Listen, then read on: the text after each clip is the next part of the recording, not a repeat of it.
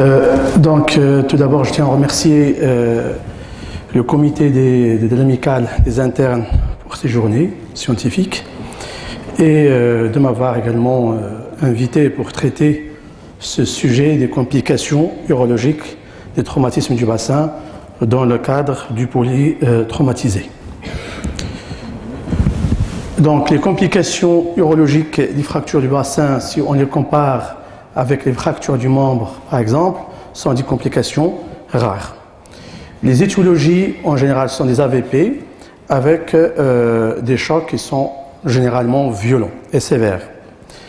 Les piétons et les motocyclistes sont les plus touchés en général et l'explication de ces lésions et ces complications lors des fractures du bassin sont dues à des rapports étroits entre le bas appareil urinaire et le cadre osseux du bassin.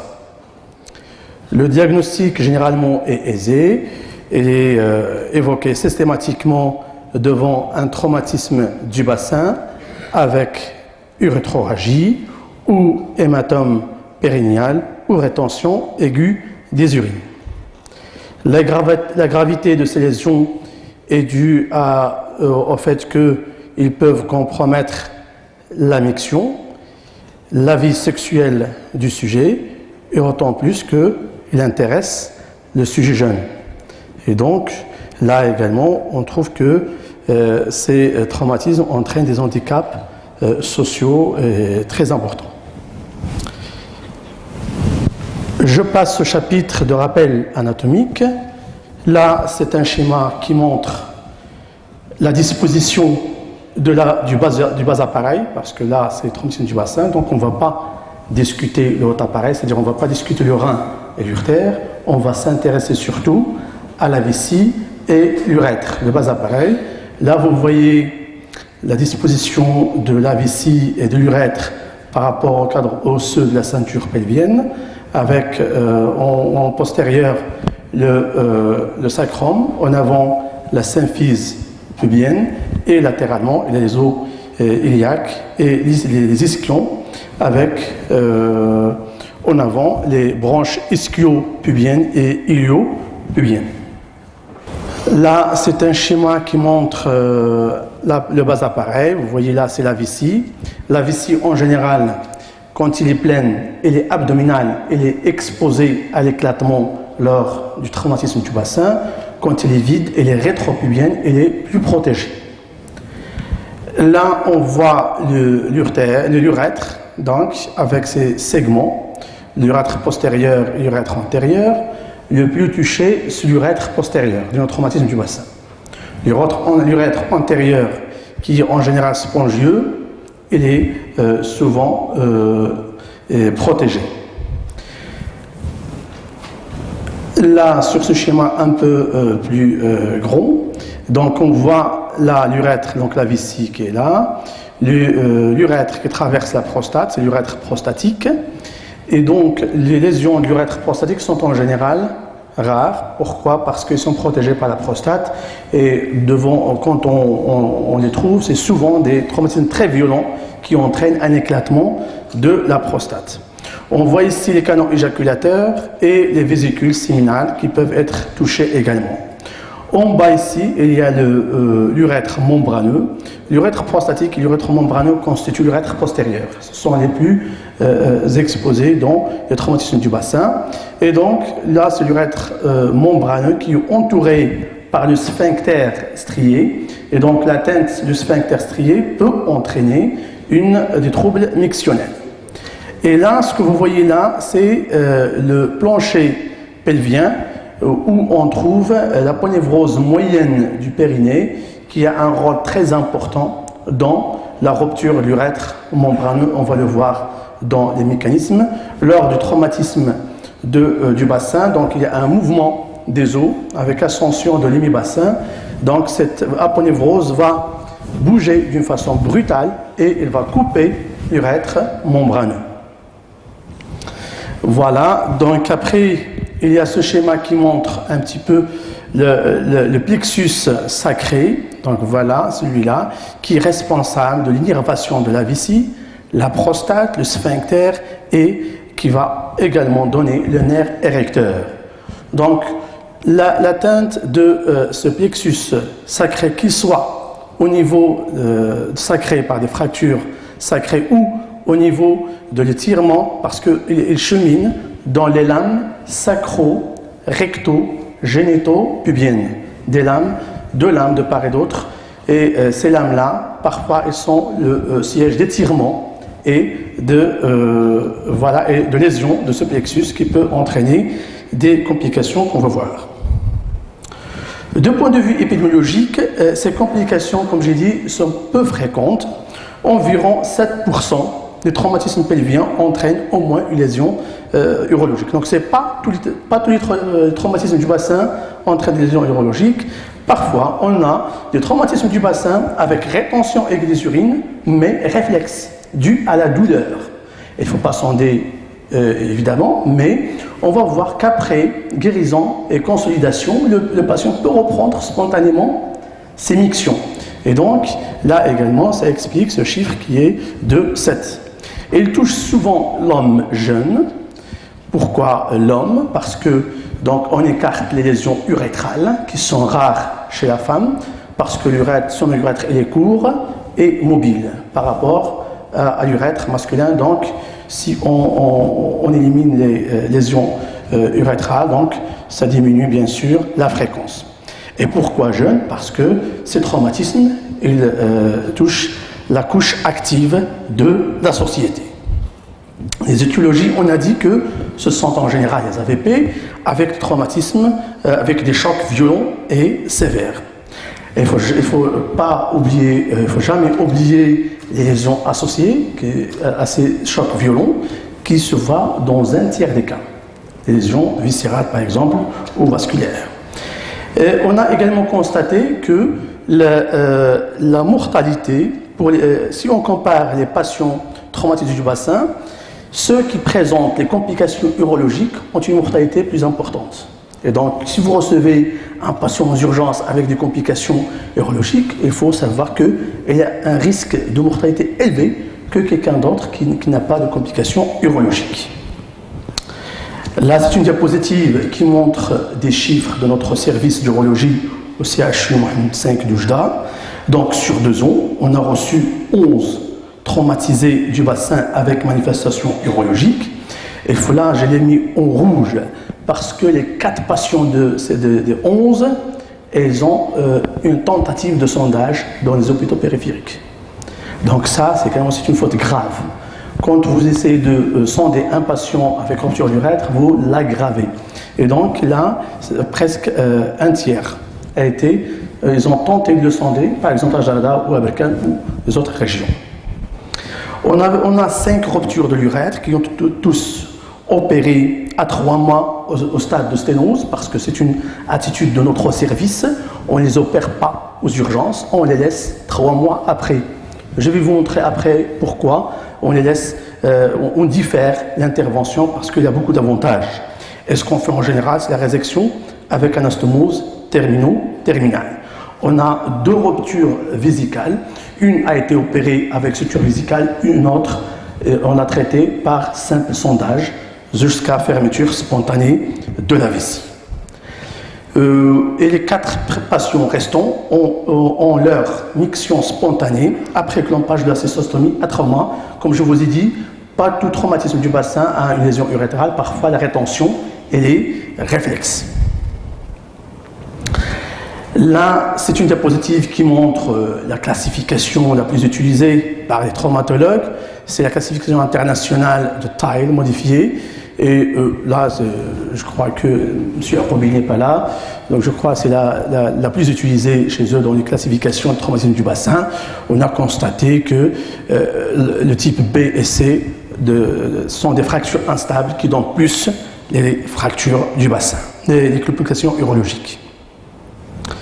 Bien, donc les complications urologiques sont fréquentes. Je ne vais pas citer tout parce que je vais essayer de respecter le temps. Et donc, je vais traiter la rupture de l'urètre postérieure qui est la plus fréquente et la rupture de la vessie. Le mécanisme de la rupture de l'urètre postérieure, elle peut être directe ou indirecte. Souvent, c'est une rotation externe et ascension de l'aile iliaque, comme vous voyez sur la radio, ascension de l'hémibassin avec disjonction pubienne. Tout ça va entraîner la rupture de l'urètre membraneux par 4 mécanismes. Il y a l'effet guillotine par le bord tranchant de ligament transverse, et il y a la déchirure par les mouvements de la ponévrose moyenne du périnée que j'ai cité tout à l'heure. Il y a l'étirement par ascension de bloc prostato-vésical, et il y a l'embrochage par une ischie osseuse, comme vous voyez ici. Donc il y a des fragments osseux qui peuvent pénétrer dans l'urètre et rompre. Les lésions possibles sont les contusions, les ruptures partielles et les ruptures totales. Là, c'est une classification utilisée par les urologues pour classer ces ruptures urétrales. Donc, il peut aller d'un simple étirement jusqu'à une rupture totale avec rupture vésicale associée. Donc, il est de type 1 jusqu'à type 5. Le diagnostic est facile et doit être évoqué devant ces signes fonctionnels que j'ai cité tout à l'heure. Urétroragie, c'est un saignement spontané de l'urètre en dehors de la miction. Le patient n'urine pas, mais il y a un écoulement du sang. Il faut le distinguer de l'hématurie. L'hématurie, c'est du sang dans les urines lors de la miction. Et bien sûr, la rétention avec des urines. L'examen clinique, il faut chercher un hématome périnéal, comme vous voyez ici, un hématome périnéal en lait de papillon, un empattement aux défenses l'hypocastre. Le toucher rectal va chercher une prostate douloureuse, ascensionnée parfois. Il ne faut pas oublier de chercher une pie rectale, comme il a dit professeur Sophie tout à l'heure. Voilà, cela je la considère comme la diapositive la plus importante à retenir. Retenez la triade urétroragie, rétention avec des urines, hématome périnéal. Devant un de ces symptômes, il faut suspecter une rupture de l'urètre et le sondage est contre-indiqué. Si je sors aujourd'hui avec ce message, j'ai réussi ma présentation. Les examens complémentaires et la radiographie du bassin, essentiellement pour analyser le mécanisme lésionnel. Pas de corrélation entre l'importance des fractures et les lésions urétrales. On peut avoir des fractures énormes, mais l'urètre est respecté, ou l'inverse. Un bassin tout à fait normal sans fracture, mais le mouvement brutal de la ponévrose du périnée, il a coupé l'urètre. Il faut bien sûr rechercher les corps étrangers, l'échographie et pour chercher un épanchement intrapéritonéal. L'URO-TDM analyse mieux les lésions osseuses, mais surtout, il va chercher les lésions associées, l'atteinte du haut appareil, une rupture vésicale, il va faire un cliché mictionnel pour vérifier l'intégrité de la vessie et rechercher une rupture urétrale, comme on voit ici. Donc la vessie, elle est les contours sont bien réguliers et l'urètre est perméable. L'UCG est l'examen de référence qui va analyser l'urètre, et donc on peut faire par voie rétrograde ou par opacification, et la réalisation est de préférence à distance de traumatisme. On ne le fait pas en urgence. En urgence, on fait la cystostomie. Donc, on va le faire après. Et donc, il va peut montrer un arrêt de progression, comme ici. Là. Vous voyez, donc, il a un arrêt de progression. Parfois, il peut montrer une extravasation de contraste aux ruptures vésicales, aux sténoses du l'urètre, si il est fait à distance, à 3 mois, par exemple, de traumatisme. L'IRM, c'est quand on a un doute sur la distance entre les deux extrémités et le degré de décalage. Le bilan aérodynamique, c'est quand on suspecte l'atteinte sphinctérienne. Et l'urétroscopie, quand on veut faire un réalignement endoscopique, on va le voir dans le chapitre traitement. Les complications de la rupture de l'urètre, il y a la sténose inéluctable. C'est la complication la plus fréquente. Voilà, regardez ici, ça c'est une sténose partielle. Et il peut entraîner une incontinence par atteinte du sphincter, dysfonction érectile par atteinte des nerveuses ou vasculaires, par le traumatisme ou la dissection étendue du pelvis. Parfois, la dissection lors des traitements de ces sténoses de pelvis, il peut entraîner des lésions de nerfs érecteurs. Et bien sûr, l'infection par un sondage aveugle fait c'est-à-dire chez un traumatisme du bassin ou la surinfection de l'hématome.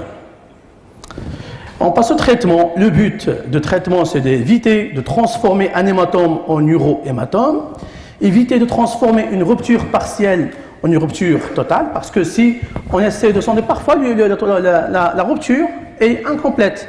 Si vous essayez de sonder, vous la rendez complète. Et donc, limiter le risque infectieux, restaurer un urètre de calibre normal et préserver les fonctions de continence, d'érection et de fertilité. Donc, aux urgences, qu'est-ce qu'on fait? Donc, souvent, si le temps polytraumatisé, le traitement urologique n'est pas prioritaire, donc on va juste drainer. Le drainage, ça fait par cystostomie suspubienne ou réanimement endoscopique. Le réanimement endoscopique, il est généralement abandonné par la plupart des équipes. On fait la cystostomie suspubienne et jamais de sondage. Voilà la cystostomie, donc ponction suspubienne et un drainage par un cathéter, en général 3 mois. Réalignement, on peut le faire aux urgences. On rentre par un cystoscope rigide et par suspubien, on rentre par un cystoscope flexible. On va chercher la lumière de ce fibroscope et on va chercher donc le trajet jusqu'à mettre une sonde en place. À distance, on va traiter donc la sténose, parce que j'ai dit que la sténose elle est inéluctable. Quand on fait la cystostomie, on sait très bien que ce patient, on va l'opérer dans 3 mois. Donc les avantages, pourquoi, comme je vous ai dit tout à l'heure, pourquoi on traite à 3 mois, c'est éviter la chirurgie lourde chez un patient traumatisé instable, réduire le risque d'infection de l'hématome, éviter la mobilisation de la prostate et de l'urètre membraneux qui peut entraîner une lésion de nerf érecteur et éviter la mobilisation des fractures du bassin. Parce que quand on opère un patient en urologie, on le met en position gynécologique, donc on risque de déplacer plus les fractures du bassin. Donc voilà le traitement, on passe aux moyens de thérapeutique de la sténose. Donc là c'est la résection avec anastomose terminale. Donc voilà, on dissèque, on met en position gynécologique, on dissèque l'urètre donc périnéal, on cherche la sténose, on la résèque et on fait l'anastomose terminale. Voilà la sténose, on va la réséquer et on va faire l'anastomose terminale sur des berges saines. L'urotrotomie endoscopique, on peut aller faire une urotrotomie si la sténose n'est pas totale. Si elle est partielle, on peut aller faire une urotrotomie endoscopique si la sténose elle est courte. Après, quand les 3 moyennes n'arrivent pas à traiter cette sténose, on va y aller faire une érythroplastie. On va prendre un patch, soit de la muqueuse buccale. Voilà, j'essaie d'être très loin de l'orifice des sténons, comme ça j'évite les complications qui peuvent conduire le patient en ORL. Et donc voilà le sténon qui est là, et donc je prélève 4 à 5 cm, excusez-moi, 4 à 5 cm sur 3 cm, et on peut le mettre comme patch sur l'urètre ouvert. On peut prendre également la peau pénienne qu'on peut utiliser également. Ça c'est l'urétroplastie. Voilà pour le traumatisme d'urètre. Rupture de la vessie, il y a 2 types, rupture intrapéritonéale et rupture sous-péritoniale. Intrapéritonéale, le mécanisme c'est traumatisme à vessie pleine. Tableau clinique, pas de miction, pas de globe, contracture abdominale liée à la péritonite urineuse. Le diagnostic c'est l'uroscanner et l'UCG qui montre l'extravasation de produits de contraste. Quand on opacifie la vessie, on voit le produit de contraste qui sort dans l'abdomen. Et le traitement, c'est la laparotomie en urgence, fermeture vésicale en 2 plans et sonde vésicale 8 à 10 jours. La rupture sous-péritoniale, donc le mécanisme c'est l'embrochage par esquille. En général, pas de globe, pas de miction, mais parfois on a une hématurie et c'est surtout l'empattement hypogastrique. Donc c'est la collection en général au niveau de radius. Le diagnostic, l'UCG montre l'extravasation de produits de contraste en rétropubien. En général, on n'opère pas. On met une sonde vésicale 14 à 21 jours, mais il faut s'assurer qu'il n'y a pas de lésion urétrale associée et surveiller la température pour diagnostic éventuel sur infection. Les autres complications. Et les lésions du sphincter strié et le plexus nerveux sacré qui peut entraîner des troubles mictionnels. Et il y a les lésions des muscles ischiopubiennes, ischio et bulbo-caverneux ou l'atteinte de virumontanum et des canaux éjaculateurs qui entraînent des troubles de l'éjaculation. Il y a l'atteinte des vaisseaux honteux internes, comme je vous dis, voilà le schéma de tout à l'heure, et l'atteinte des lames sacro-recto-génito-pubiennes qui peuvent entraîner une dysfonction érectile. Nous, quand on reçoit les patients pour les opérer pour les sténoses d'urètre, on leur demande l'état des réactions. Est-ce que l'érection elle est due au traumatisme? Comme ça, on évite que le patient croit qu'on a créé la dysfonction érectile. Il faut évaluer avant. En conclusion, les lésions urologiques surviennent habituellement dans un tableau de polytraumatisme et ces complications doivent être diagnostiquées par une étude systématique dans la prise en charge du polytraumatisé. Les lésions urétrales et vésicales surviennent habituellement dans le traumatisme grave du bassin et il ne faut pas se concentrer sur l'appareil urinaire ou oublier les lésions associées, qu'elles soient osseuses ou viscérales. Ça, c'est le premier message. Et le deuxième message, devant tout traumatiser avec urétroragie ou rétention aiguë des urines ou hématome périnéal, il est contre-indiqué de le sonder. Il faut appeler l'urologue. Allô, l'urologue, pour mettre un cathéter suspect. Merci pour votre attention.